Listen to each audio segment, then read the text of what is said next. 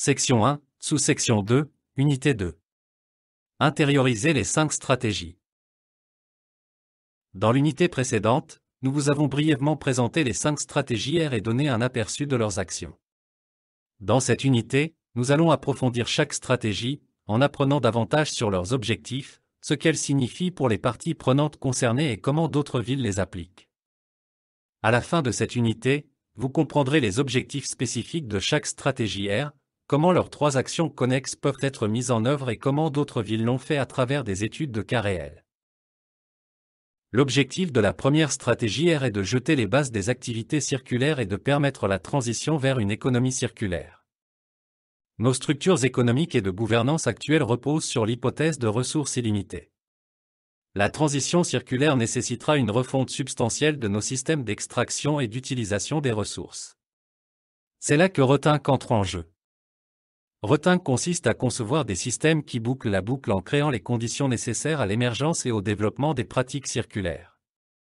Pour les praticiens des villes, cela signifie qu'il faut repenser nos systèmes de gouvernance, décourager les incitations linéaires, tout en établissant des conditions favorables à la circularité. Cela peut se faire, par exemple, en suivant des feuilles de route et des plans d'action circulaires, ou en incluant des critères de circularité dans les lignes directrices relatives aux marchés publics municipaux. Il s'agit également de dépasser les cloisonnements afin de mettre en place le type de collaboration intersectorielle entre les acteurs municipaux, les entreprises et les industries qui sera nécessaire pour concevoir des systèmes qui bouclent la boucle. Repenser a également des implications pour les acteurs non publics. Pour créer un nouveau système circulaire, les villes devront encourager activement les entreprises, les résidents et les visiteurs à modifier leurs habitudes de consommation et à adopter des pratiques durables et circulaires. Des campagnes de sensibilisation et des programmes de renforcement des capacités, ainsi que des mesures réglementaires telles que l'interdiction des plastiques à usage unique, pourraient accélérer la remise à plat parmi les acteurs non publics. Les praticiens de la ville peuvent mettre en œuvre la stratégie repensée de 3 manières. Premièrement, éliminer les incitations linéaires et fixer des objectifs et des incitations en faveur de la circularité.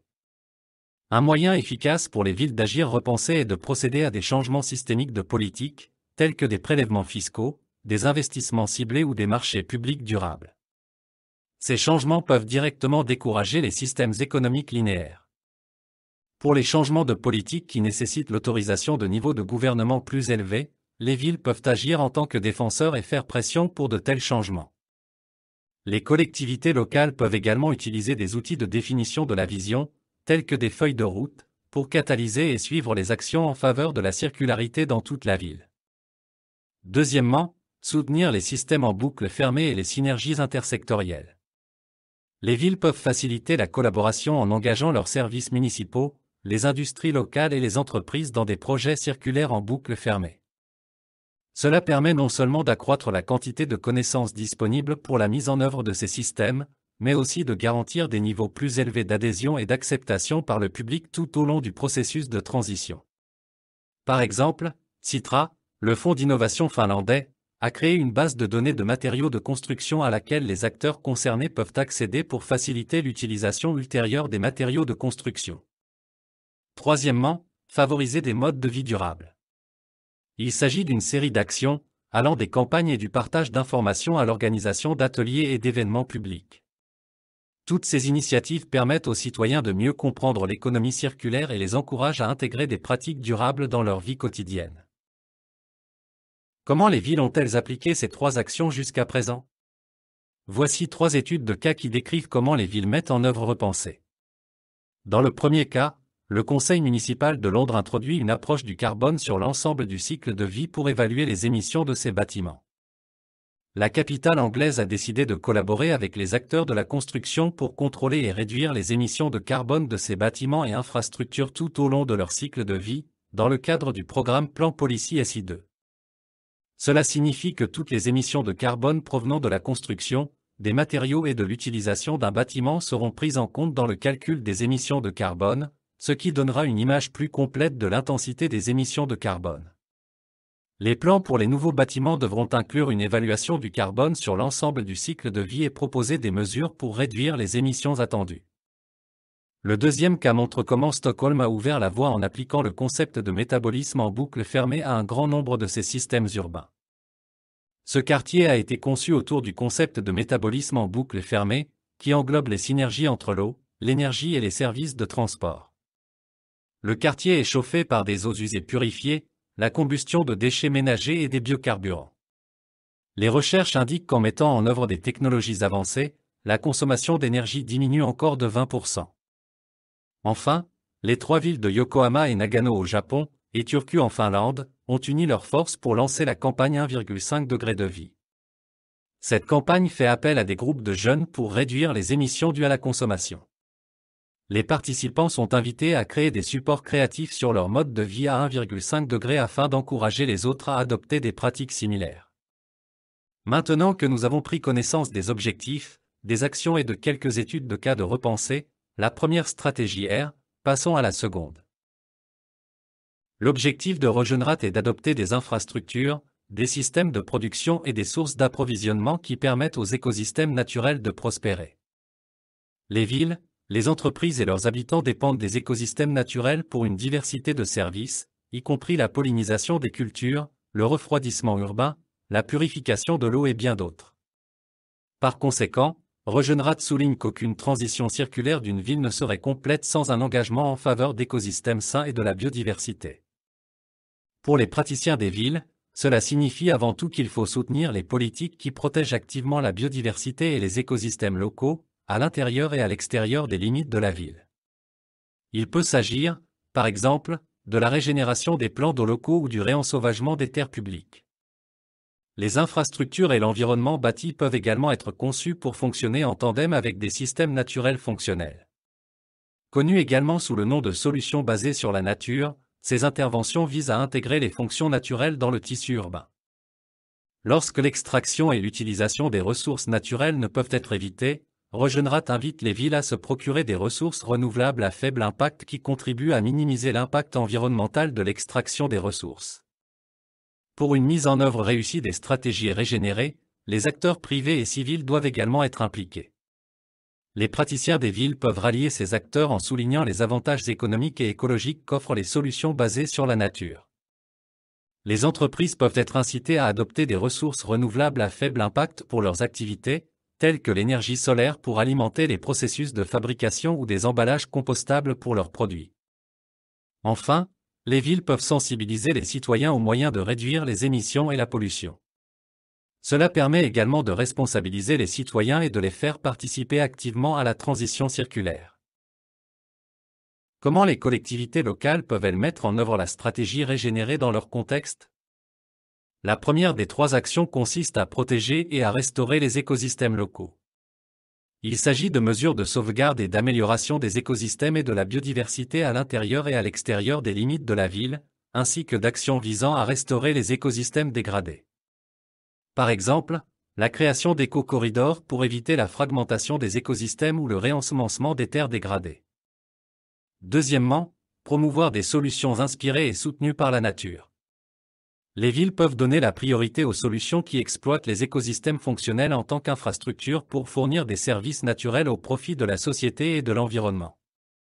Un exemple est le remplacement des infrastructures grises par des infrastructures basées sur la nature. La végétation peut être utilisée pour contrôler l'écoulement des eaux pluviales et prévenir les inondations au lieu du drainage mécanique traditionnel. Les zones humides peuvent également être utilisées comme un moyen peu coûteux de filtrer naturellement les polluants contenus dans les eaux usées. Enfin, les villes peuvent donner la priorité aux ressources renouvelables en se procurant des ressources à faible impact, diversifiées et renouvelables pour les opérations municipales. Des villes du monde entier appliquent déjà la stratégie régénérée pour un développement circulaire.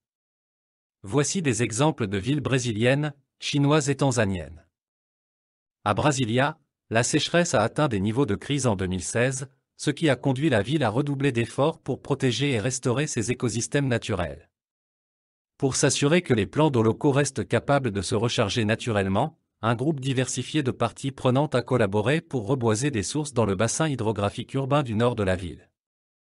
En 2019, un parc a été créé et 4 autres zones de conservation sont en phase finale d'approbation officielle. Les bénévoles ont cartographié 115 sources et restauré 25 points d'eau dégradés. À l'inverse, la ville chinoise de Shenzhen s'est concentrée sur la mise en œuvre de solutions inspirées par la nature. Elle a transformé une station d'expérimentation agricole abandonnée de 105 acres en un parc qui intègre les principes de la ville éponge. Les villes éponges permettent à l'eau de pluie d'être absorbée et filtrée naturellement par le sol, ce qui permet aux aquifères urbains de contenir de grandes quantités d'eau. Cela réduit le risque d'inondation, tout en fournissant un habitat pour la biodiversité urbaine. On estime que les villes éponges réduisent chaque année de 50% la pollution des rivières locales et de plus de 75% le ruissellement annuel, tout en augmentant la sécurité des eaux souterraines. Enfin, ces villages tanzaniens ont augmenté leur utilisation d'énergie renouvelable en introduisant un système d'approvisionnement en eau potable alimenté par l'énergie solaire, qui devrait fournir de l'eau propre à plus de 7000 ménages. Le projet comprenait la rénovation d'un réservoir d'eau, la construction de 13 points d'accès à l'eau dans les villages et l'installation de panneaux solaires et de pompes à eau. Maintenant que nous avons abordé les notions de repenser et de régénérer, passons à celle de réduire. L'objectif de réduire est de concevoir des infrastructures, des processus et des produits qui minimisent l'utilisation des ressources et de l'énergie, ainsi que la production de déchets tout au long du cycle de vie des produits. Les villes circulaires adoptent le concept de faire mieux avec moins, à la fois en termes de consommation de ressources naturelles et de production de déchets. La stratégie de réduction entre en jeu lorsqu'il n'est pas possible d'éviter une nouvelle production. Elle est axée sur l'amélioration de l'efficacité dans tous les domaines. Certains de ces domaines relèvent de l'influence des villes, par exemple l'efficacité de l'environnement bâti et des infrastructures. D'autres, comme les innovations, les produits et les services économes en ressources, concernent principalement les entreprises et les chaînes de valeur. Bien que les villes n'aient qu'une influence limitée sur les activités des entreprises, elles peuvent néanmoins réglementer et encourager les entreprises circulaires. Par exemple, les praticiens des villes peuvent promouvoir des politiques visant à accroître l'efficacité de l'environnement bâti, de l'infrastructure et de la prestation de services. Ceci est particulièrement vrai pour les opérations municipales, les villes devraient intégrer l'efficacité des ressources dans leurs propres projets. Les incitations financières peuvent également être révisées pour soutenir les actions de réduire. Par exemple, les prix de la collecte des déchets ou de la mise en décharge peuvent être ajustés pour que les citoyens et les entreprises soient incités à produire moins de déchets. Afin de garantir l'engagement d'autres acteurs d'en réduire, les villes peuvent mettre en place des plateformes pour mettre en relation les consommateurs et les producteurs locaux. S'il est couronné de succès, cet engagement peut soutenir les entreprises locales, tout en évitant un kilométrage de transport élevé. Un autre moyen efficace de susciter l'engagement des acteurs est de mettre en évidence les avantages économiques de réduire par le biais de campagnes d'éducation. L'action des collectivités locales dans le cadre de réduire peut être initiée et mise en œuvre de 3 manières. Premièrement, en concevant l'infrastructure et l'environnement bâti de manière à ce qu'ils soient aussi économes en ressources que possible. Par exemple, en utilisant moins de matériaux de construction ou en optant pour des matériaux secondaires, et en améliorant l'isolation des bâtiments pour réduire les pertes d'énergie thermique. Deuxièmement, les villes peuvent soutenir les innovations commerciales circulaires et économes en ressources. Le financement des start-UPS, le renforcement des capacités des entreprises et les incubateurs d'idées sont autant de mesures que les gouvernements locaux peuvent encourager. Troisièmement, le soutien aux économies circulaires locales à faible impact peut accroître l'efficacité des ressources et la croissance économique locale en raccourcissant les chaînes d'approvisionnement et en reliant les producteurs locaux aux consommateurs. Quelques exemples d'applications pratiques de la stratégie réduire sont présentés ci-dessous. Guelph, au Canada, dépend d'un approvisionnement limité en eau souterraine pour son eau potable. La ville a mis en place plusieurs solutions d'infrastructures permettant d'économiser l'eau afin de réduire la consommation d'eau et de préserver l'eau potable. L'une d'entre elles est le système de lavage des bus à l'eau de pluie. Ce système fonctionne en captant l'eau de pluie, qui est utilisée pour laver les bus de la ville. La ville a économisé plus d'1 million de litres d'eau potable depuis le lancement du système en 2012. Afin d'encourager les entreprises durables et l'innovation, la ville indienne de Jaipur a soutenu la construction d'un parc de production textile respectueux de l'environnement. Le parc dispose d'installations pour le recyclage de l'eau, la collecte de l'eau de pluie et la conservation de l'énergie. En mettant l'accent sur les conditions sociales, le parc textile a également pris des mesures importantes pour protéger la santé et la sécurité des travailleurs du textile. À Rosario, en Argentine, le gouvernement local a collaboré avec des ONG pour soutenir les économies circulaires locales à faible impact grâce à son programme d'agriculture urbaine, qui connaît un grand succès. Près de 2500 tonnes de fruits et légumes sont produites chaque année à Rosario grâce à des méthodes d'agriculture durable. La localisation de la production de légumes a permis de réduire de 95% les émissions de gaz à effet de serre par rapport aux émissions des produits équivalents importés. La réutilisation vise à étendre et à intensifier l'utilisation des ressources, des produits, des espaces et des infrastructures existants. Souvent, le produit ou l'infrastructure le plus circulaire n'est pas un nouveau produit, mais une adaptation d'un produit ou d'une infrastructure existant déjà. Pour les praticiens de la ville, cela signifie qu'il faut tirer le meilleur parti de ce que l'on a déjà avant d'envisager des remplacements. Cela signifie également que l'intensification et l'extension de l'utilisation doivent être planifiées dès la phase de conception des produits et des infrastructures, tandis que les actifs existants doivent être régulièrement entretenus et réparés si nécessaire. Grâce à leurs critères de passation des marchés publics, les villes peuvent également inciter d'autres acteurs à privilégier des matériaux et des services basés sur la réutilisation, le partage et le recyclage. Enfin, elles peuvent créer de nouveaux marchés de seconde main, des plateformes d'échange et des hubs de réparation communautaires ou promouvoir ceux qui existent déjà. La mise en œuvre de la stratégie réutilisée est l'un des points d'entrée les plus faciles pour les villes désireuses de soutenir une économie circulaire. En effet, les capacités financières, administratives et techniques nécessaires à la mise en œuvre sont moins importantes que pour certaines des stratégies précédentes. La première action à la disposition des villes est de concevoir et de réglementer en vue d'une utilisation prolongée. Des actions concrètes pourraient consister à intégrer l'utilisation prolongée dans la planification des projets ou à créer et mettre à jour les politiques de la ville pour permettre l'utilisation prolongée. Deuxièmement, les praticiens des villes peuvent faciliter les marchés de seconde main ainsi que les plateformes de partage et d'échange. Qu'ils soient physiques ou en ligne, ces espaces donnent aux produits et matériaux existants une chance de connaître une seconde vie, ce qui permet de prolonger leur utilisation jusqu'à leur capacité maximale.